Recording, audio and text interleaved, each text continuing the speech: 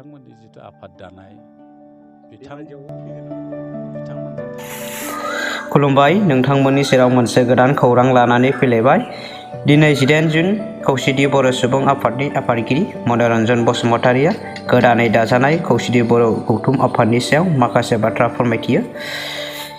BKWCनि काउन्सिलाव जाय बिथांमोना बाहागो मोनाखै, बाहागो मोनैनि खुदिनानै थानायफोरासो गोदानै दाजानाय खौसेथि बर' गौथुम आफादाव दं होननानै बिथाङा फोरमायदों।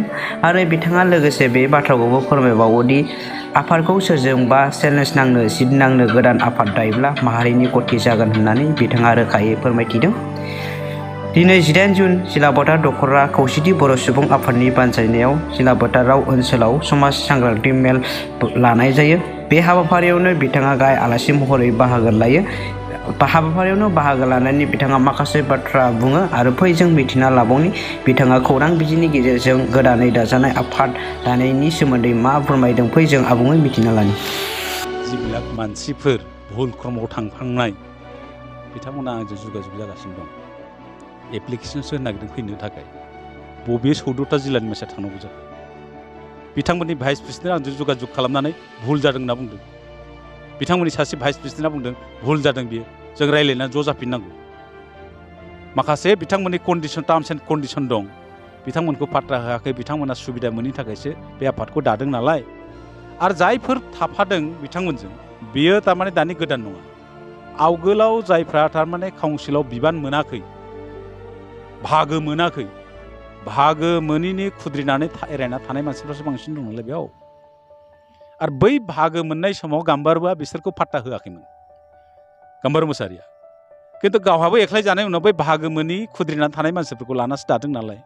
आवगोलावबो जेबो खालामनो हायाखै, दाबो जेबो खालामनो हाया, जेबो जाया बिसोर। डेम'क्रेटिक काउन्ट्रि, गणतान्त्रिक हादोराव माने जिखुनु आफाद दानायनि नोंहा मोन्थाय दं। खिन्थु आफाद दानायखौ आं ओरैसो सानो, सोरजोंबा जेट नांनो, सोरजोंबा चेलेन्ज नांनो दायोब्ला माहारिनि खुथि जागोन। आफादखौ दा, खिन्थु बयजोंबो थाखानाय जेब्ला माहारियारि आफादफोर दं, बिथांमोनजों जाहाथे गोरोबफानायनि एजेन्डाफोर दंब्ला, मावफानायनि, सहाय होलायनायनि, बा थाफानानै बा लाफानानै खामानि मावनायनि एजेन्डाफोर दंब्ला बिथांमोनहा, बेफोर आफादखौ जों एक्सेप्ट खालामजायो, आफादा जेसेबांखि जायाथों मानो। आरो जिथु गोदानै जिथु ससियेल मिडियायाव ओंखारदों, गोदानै हाथियार हमनाय आफाद, हाथियारखौ आरो जोंनो नांला। जिथु आर्मस ट्रांगोल, बेखौ फोजोबनांसिगौ।